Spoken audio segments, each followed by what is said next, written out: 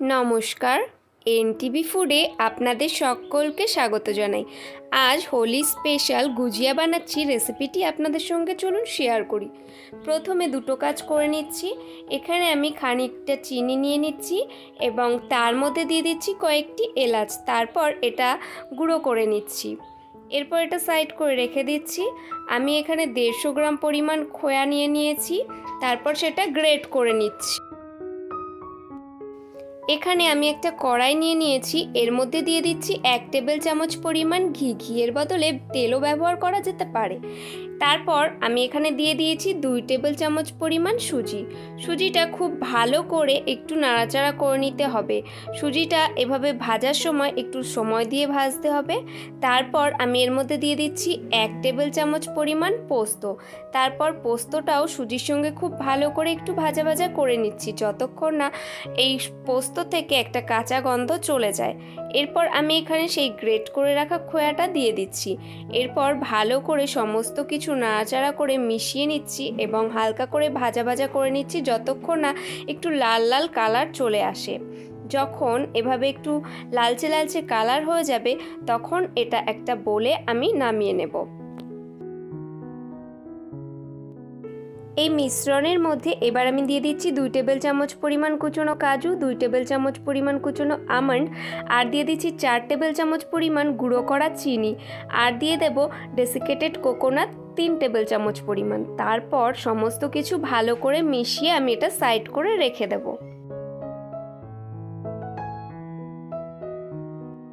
ব্যাস, আমাদের পুরটা রেডি হয়ে গেছে। এবারে এটা আমরা সাইড করে রেখে নেক্সট প্রসেসে চলে যাচ্ছি। নেক্সট এখানে নিয়ে নিয়েছি ময়দা। এর মধ্যে দিয়ে দিচ্ছি ঘি। এখানে ময়দার বদলে আটাও ব্যবহার করা যেতে পারে। আমি এখানে ময়দা ব্যবহার করেছি এবং ঘিয়ের সঙ্গে ভালো করে একটু ময়ান করে নিচ্ছি। তারপর এটা আমি জল দিয়ে আমরা নর্মাল রুটি করার জন্য যেমন আটা মাখি, সেভাবেই একটা ডো তৈরি করে নিতে হবে।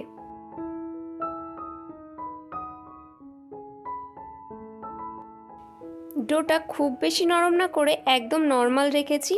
এরপর আমি এর থেকে লেচি কেটে বেলে নিচ্ছি। প্রথমে একটু ময়দা আমি এখানে ডাস্ট করে নিয়েছি। তারপর আমি এখান থেকে একটুখানি গোল করে নিয়ে ভালো করে যেভাবে আমরা লুচি বা রুটি করি সেভাবে প্রথমে বেলে নিচ্ছি। এর থিকনেসটা কিন্তু খুব বেশি মোটা বা খুব বেশি পাতলা করলে হবে না। একদম নর্মাল আমরা বাড়িতে যেভাবে তৈরি করি রুটি বা লুচি, সেই রকম থিকনেস রাখলেই চলবে।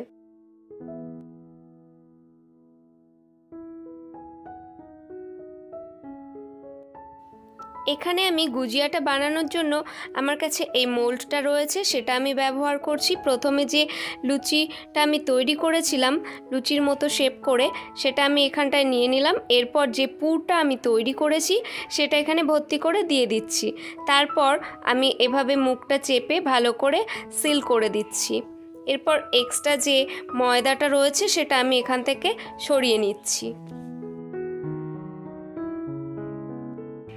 এরপর খুলে আপনাদের দেখিয়ে দিচ্ছি কত সহজে মোল্ডের সাহায্যে আমরা এই গুজিয়া তৈরি করে নিতে পারি।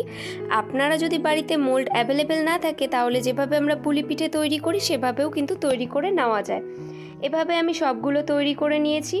এরপর কড়াইয়ে তেল গরম করে নিয়েছি এবং তাতে এই বানানো গুজিয়াগুলো দিয়ে দিচ্ছি।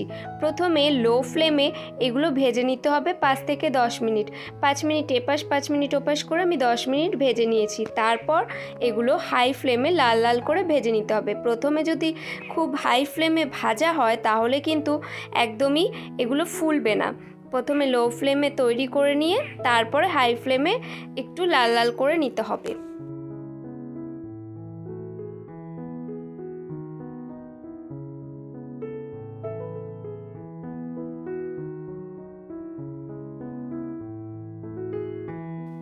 দেখুন, এগুলোর কালার একদম দোকানের মতো হয়ে গিয়েছে। এবার আমি এগুলো তুলে নিচ্ছি।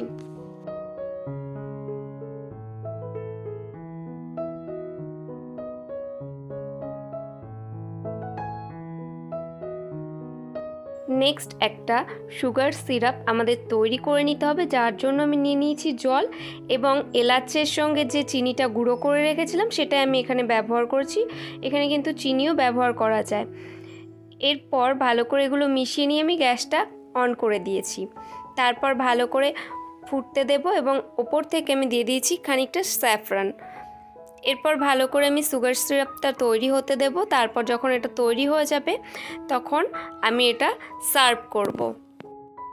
চলুন এবার তাহলে আমরা এই গুজিয়ার প্লেটিংটা করে নিই। প্রথমে গুজিয়াগুলো একটু সাজিয়ে রেখে দিয়েছি, তারপর এর ওপরে আমি যে সুগার সিরাপটা তৈরি করেছি সেটা আমি ওপর থেকে দিয়ে দিচ্ছি। আপনারা চাইলে বাড়িতে এই গুজিয়াগুলো এই সুগার সিরাপে ডুবিয়ে রাখতে পারেন বেশ কিছুক্ষণ।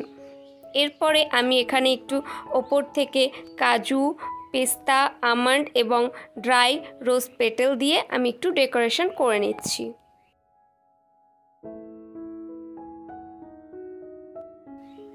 এভাবে তৈরি করলে একদম দোকানের মতো গুজিয়া আপনারা বাড়িতেই তৈরি করে ফেলতে পারবেন এই হোলিতে। আমি এখানে গুজিয়ার সঙ্গে ঠান্ডাই সার্ভ করেছি। আপনারা যদি এই রেসিপিটা পুরো দেখতে চান তাহলে আমার শর্ট ভিডিও আপনাদেরকে ফলো করতে হবে। আজ তবে এই পর্যন্ত, দেখা হবে নতুন কোনো রেসিপি নিয়ে অন্য কোনো নতুন ভিডিওতে। ততদিন সবাই সুস্থ থাকবেন, নিজের খেয়াল রাখবেন আর রেগুলার নিত্য নতুন রান্না করে নতুন নতুন স্বাদের মজা নেবেন।